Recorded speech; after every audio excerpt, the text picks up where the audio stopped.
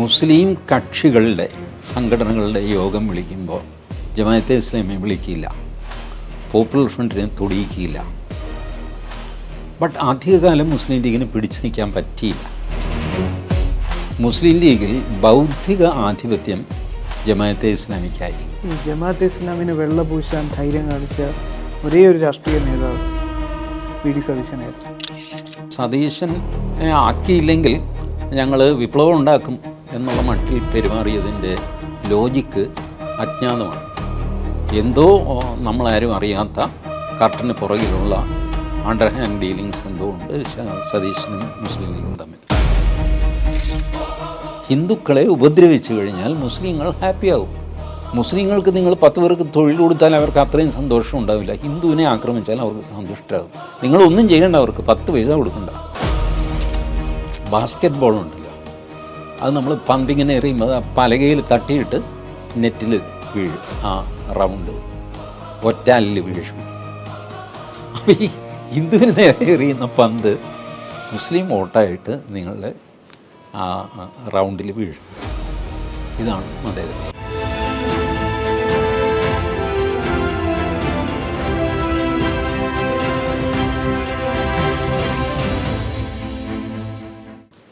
നമസ്തേ. പൊളിച്ചെഴുത്തിൻ്റെ പുതിയൊരു അധ്യായത്തിലേക്ക് പ്രിയപ്പെട്ട പ്രേക്ഷകർക്ക് സ്വാഗതം. നമുക്കൊപ്പം ശ്രീ ടി ജി മോഹൻദാസ്. സ്വാഗതം സർ. കേരളം പൊളിറ്റിക്കൽ ഇസ്ലാമിൻ്റെ ഒരു വല്ലാത്ത കൈയടക്കത്തിലേക്ക് പോകുന്നു. എന്ത് തോന്നുന്നു ടി ജി? അത് സത്യമാണ്. ഇതുവരെ ഇല്ലാത്ത രീതിയിൽ റാഡിക്കൽ ഇസ്ലാം, അതിന് പൊളിറ്റിക്കൽ വിഭാഗമുണ്ട്, കൾച്ചറൽ വിഭാഗമുണ്ട്, പല രീതിയിൽ അത് സൊസൈറ്റിയിൽ പ്രവർത്തിക്കുന്നുണ്ട്. പൊളിറ്റിക്കൽ ഇസ്ലാം എന്ന് നമ്മൾ വിളിക്കുന്നത് അവർക്ക് വോട്ടൊക്കെ കിട്ടി അവർ ജയിച്ചൊക്കെ വരുന്നു. അതുകൊണ്ട് പൊളിറ്റിക്കൽ ഇസ്ലാം. അതിലും കൂടുതലാണ് അവരുടെ കൾച്ചറൽ ഇൻഫ്ലുവൻസ്.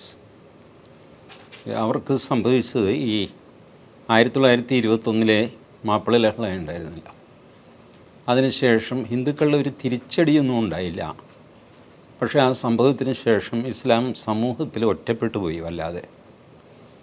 അവർ പ്രതിരോധത്തിലായി, ഉൾവലിഞ്ഞു, ചെയ്തത് മോശമായി പോയി എന്നുള്ള വലിയ ഒരു ചിന്തയുണ്ടായി. പൊതുസമൂഹത്തിൽ അവർ ഈ പറഞ്ഞ അൺടച്ചബിൾ ആയിട്ട് മാറി.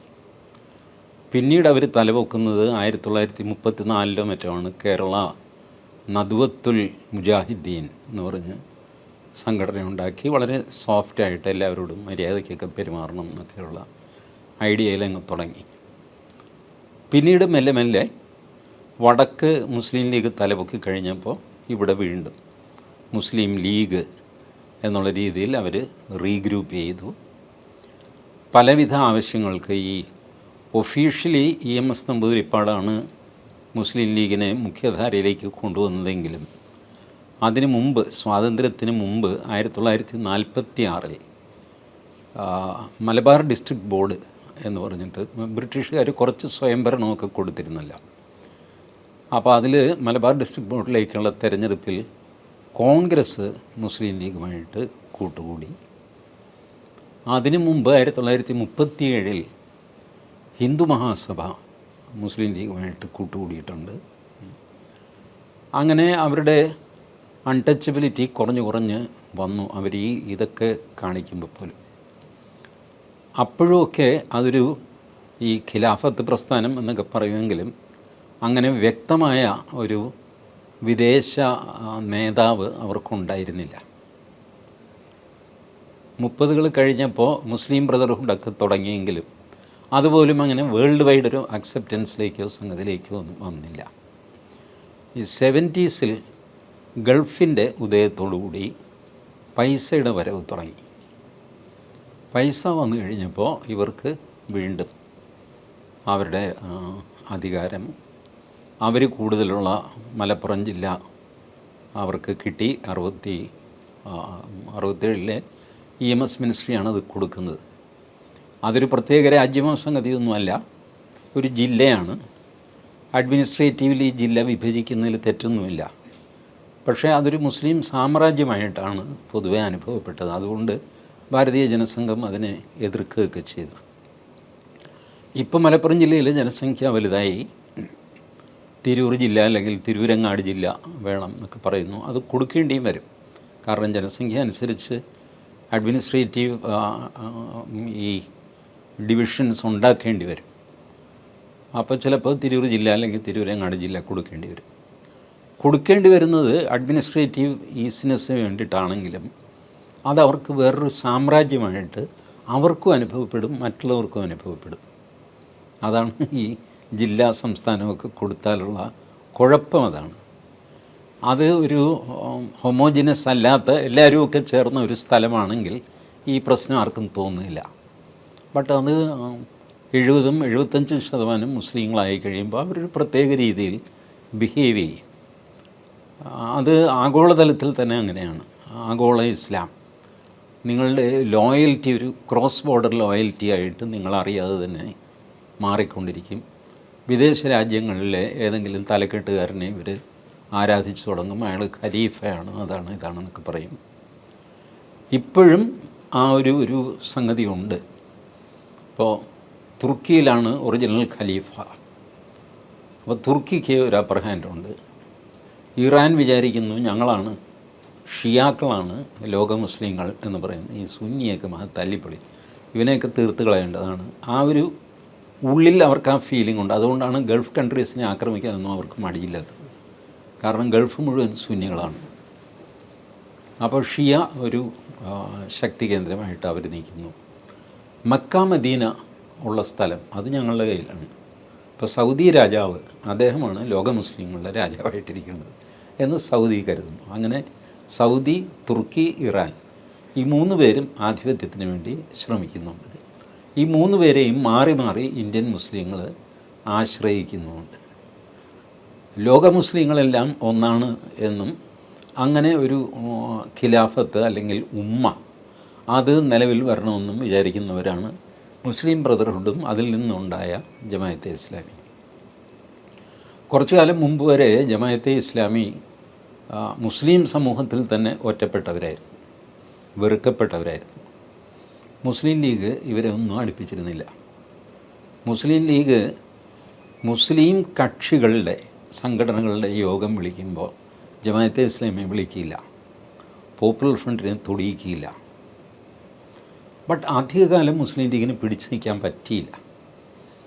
കഴിഞ്ഞ ഒരു 10 വർഷത്തിനിപ്പുറം മെല്ലെ മുസ്ലിം ലീഗ് വഴങ്ങാൻ തുടങ്ങി. ഇവരുടെ തള്ളിക്കയറ്റം തടഞ്ഞു നിർത്താൻ പറ്റുന്നില്ല. കാരണം ഈ റാഡിക്കൽസിൻ്റെ ഒരു സ്വഭാവം എന്താണെന്ന് വെച്ചാൽ അവർ ഈ ഗ്രന്ഥത്തെ ആശ്രയിക്കും. ഗ്രന്ഥത്തിൽ പറഞ്ഞ കാര്യം അപ്പടി നടപ്പാക്കണ്ടേ എന്ന് ചോദിക്കും. അത് വേണ്ട എന്ന് പറയാൻ പറ്റുമോ? പറ്റില്ല. അത് വേണം എന്ന് പറഞ്ഞു കഴിഞ്ഞാൽ നിങ്ങളും റാഡിക്കലായി. അപ്പോൾ ഈ കളിയിൽ മുസ്ലിം ലീഗ് എന്ത് ചെയ്യണമെന്നറിയാതെ മെല്ലെ ഇവരെ ആക്സെപ്റ്റ് ചെയ്ത് തുടങ്ങി. മാത്രമല്ല, ചെറുതാണെങ്കിലും അവഗണിക്കാൻ പറ്റാത്ത ഒരു വോട്ട് ബാങ്കായിട്ട് റാഡിക്കൽ ഇസ്ലാം മാറി അവിടെയൊക്കെ.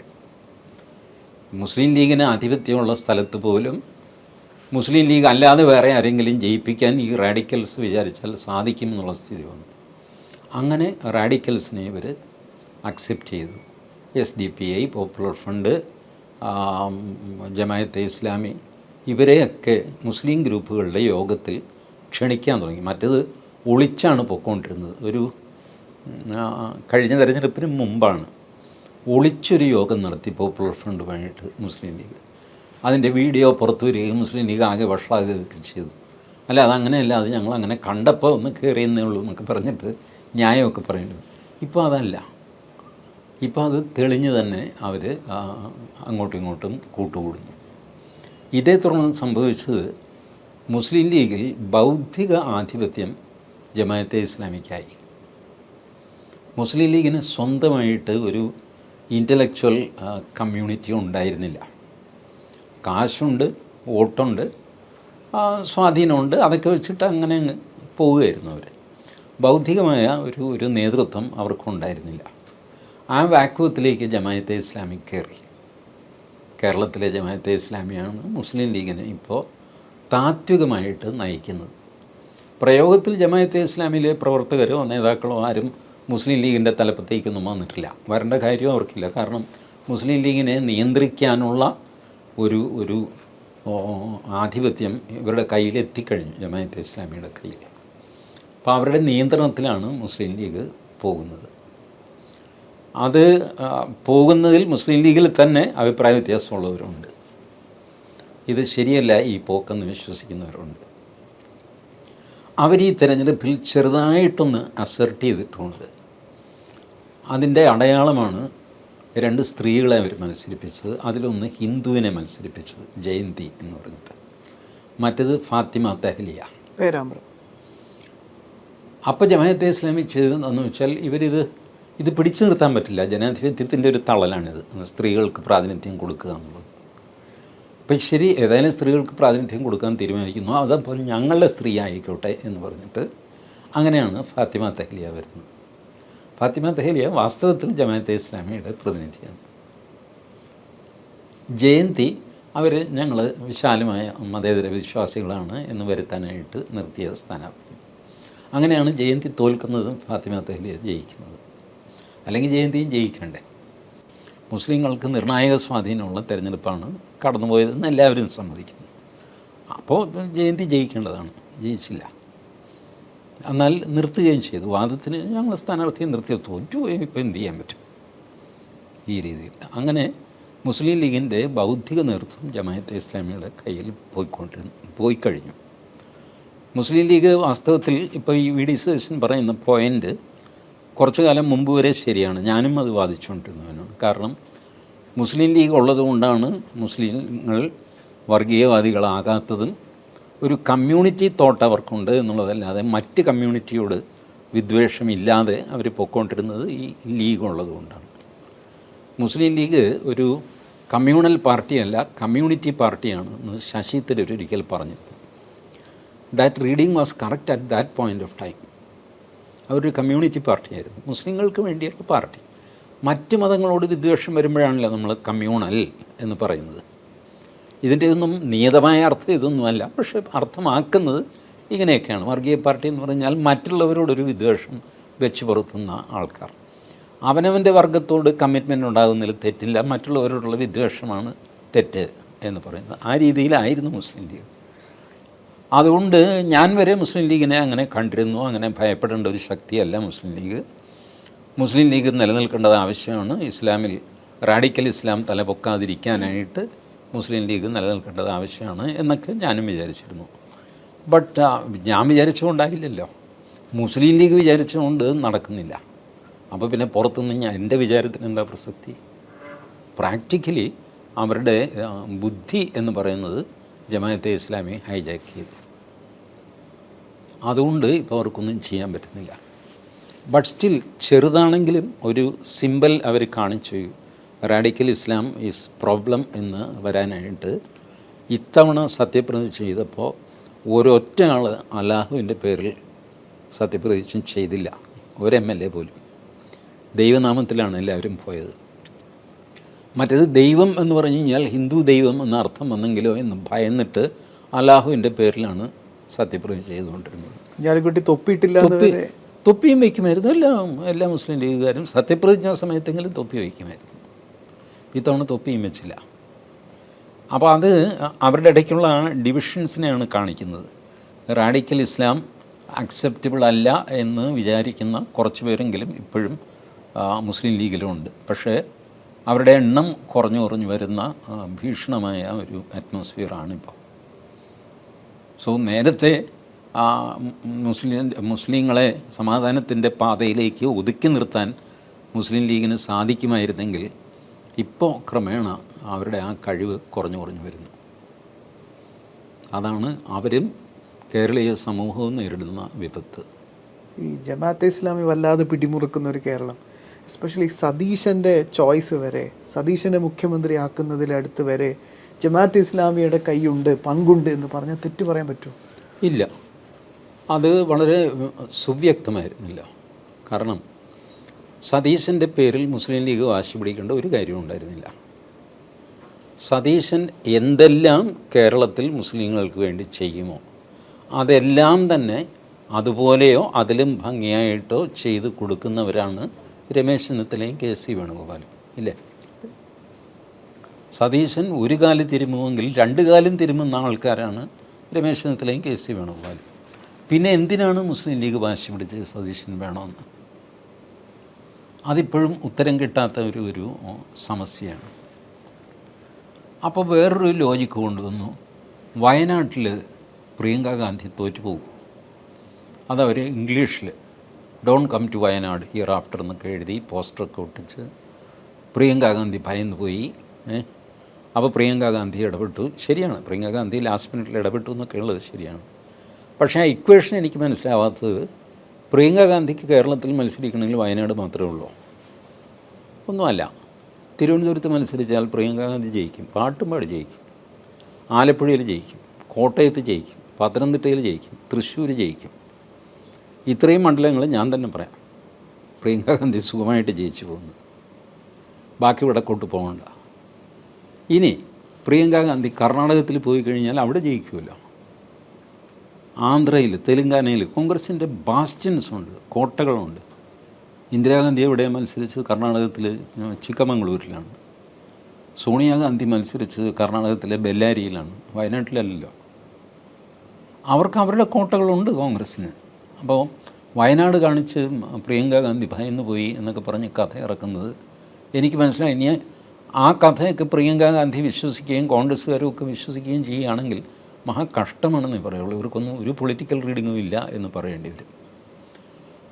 അപ്പോൾ ഈ ഒരു ഇക്വേഷനും അവിടെ ഫിറ്റാകുന്നില്ല. ഈ വി ഡി സതീശനെ മുസ്ലിം ലീഗ് പിന്തുണച്ചത് എന്തിന് എന്നുള്ള ചോദ്യം ഇപ്പോഴും ആകാശത്ത് തന്നെ നിൽക്കുകയാണ്. They have no reason to support V D Satheesan or insist for V D Satheesan. സതീശനെ കൊള്ളാം, I am comfortable with Satheesan എന്നൊക്കെ ആർക്കെങ്കിലും പറയാം, ചിലപ്പോൾ വ്യക്തിപരമായ എന്തെങ്കിലും അടുപ്പമോ ഒക്കെ കൊണ്ട്. അതിനപ്പുറത്തേക്ക് സതീശനെ ആക്കിയില്ലെങ്കിൽ ഞങ്ങൾ വിപ്ലവം ഉണ്ടാക്കും എന്നുള്ള മട്ടിൽ പെരുമാറിയതിൻ്റെ ലോജിക്ക് അജ്ഞാതമാണ്. എന്തോ നമ്മളാരും അറിയാത്ത കർട്ടന് പുറകിലുള്ള അണ്ടർ ഹാൻഡ് ഡീലിങ്സ് എന്തോ ഉണ്ട് സതീശനും മുസ്ലിം ലീഗും തമ്മിൽ. ഈ ജമാഅത്തെ ഇസ്ലാമിന് വെള്ളപൂശാൻ ധൈര്യം കാണിച്ച ഒരേ ഒരു രാഷ്ട്രീയ നേതാവ് വി ഡി സതീശനായിരുന്നു. അത് അതിലും ഭംഗിയായിട്ട് രമേശ് ചെന്നിത്തല വേണമെങ്കിൽ ചെയ്യുമെന്ന്. ഈ ജമാഅത്തെ ഇസ്ലാമിയുടെ ആവശ്യം എന്താ? ഇപ്പോൾ ഈ സോക്കോൾഡ് മതേതരവാദികളുടെ ആവശ്യം എന്താ? ഒന്ന്, ഹിന്ദുക്കളെ ഉപദ്രവിക്കുക, ഇസ്ലാമിനെ പുകഴ്ത്തുക, ഇതല്ലേ വേണ്ടേ? ഇത് രണ്ടും രമേശ് ചെന്നിത്തല ഭംഗിയായിട്ട് ചെയ്യും. ആ മീശ നോവൽ സ്വന്തം ചിലവിൽ അച്ചടിച്ച് വിതരണം ചെയ്യാമെന്ന് പറഞ്ഞ ആൾ രമേശ് ചെന്നിത്തലയാണ്, വി ഡി സതീശനൊന്നുമല്ല. ആദ്യം കവിഞ്ഞ് എന്ത് സർവീസാണ് ഇസ്ലാമിനെ എങ്ങനെ ചെയ്യേണ്ടത്? ഇസ്ലാമിന് ആദ്യം വേണ്ടത് ഹിന്ദുക്കളെ ഉപദ്രവിക്കുക എന്നുള്ളതാണ്. അത് ഈ 96 അത് 89, എനിക്ക് വർഷം ഓർമ്മയില്ല കേട്ടോ. വി പി സിംഗ്, അപ്പോൾ 89 ആണ്. വി പി സിംഗ് പ്രധാനമന്ത്രി, ABVP യോഗം ബോംബെയിൽ. അപ്പോൾ അന്ന് അരുൺ ജെയ്റ്റ്ലി വി പി സിംഗിനെ ക്ഷണിച്ചു. ABVP യോഗത്തിൽ പോകണം, പ്രസംഗിക്കണം, ഉദ്ഘാടകനാണ്. ഞാൻ വരാമെന്ന് പറഞ്ഞു ഏറ്റു. ബോംബെ പോകുന്ന ദിവസം തലേ ദിവസം വി പി സിംഗ് ശിവസേനയെ ആക്രമിച്ച് ഒരു പ്രസംഗം ഡൽഹിയിൽ. അത് വലിയ ബഹളമൊക്കെയായിരുന്നു, ബാൽ താക്കറെയൊക്കെയുള്ള കാലമാണ്. അപ്പോൾ അരുൺ ജെയ്റ്റ്ലി ചോദിച്ചു, എന്താ സാറേ ഇത്? നാളെ നമ്മൾ പോകുന്ന സ്ഥലം ബോംബെ, ABVP സമ്മേളനം, ഞങ്ങളുടെ ഘടകകക്ഷിയാണ് ശിവസേന. സാറ് അവരെ ആക്രമിച്ചൊരു പ്രസ്താവന ഇന്നിറക്കി കഴിഞ്ഞാൽ എന്താ ചെയ്യുക? കൂടെ കുഴപ്പമാക്കിയില്ല. വി പി സിംഗ് പറഞ്ഞു, നിങ്ങൾ BJPക്കാർ ഒരു കാലത്തും ഗുണം പിടിക്കില്ല, നിങ്ങൾക്ക് ഈ മതേതരവാദം എന്താണെന്ന് അറിയില്ല, അതാണ് നിങ്ങളുടെ പ്രശ്നം. ഞാൻ പോകുന്നത് ABVP സമ്മേളനത്തിനാണ്, അത് മുസ്ലിങ്ങൾക്ക് പിടിക്കുകയോ പിടിക്കുകയില്ല, അവരുടെ വോട്ടെനിക്ക് വേണം. അപ്പം ഞാൻ പോകുന്ന ABVP സമ്മേളനത്തിലായതുകൊണ്ട് എനിക്ക് RSSനെ ആക്രമിക്കാൻ പറ്റില്ല. പിന്നെ എനിക്ക് ആക്രമിക്കാവുന്നത് ആരെയാണ്?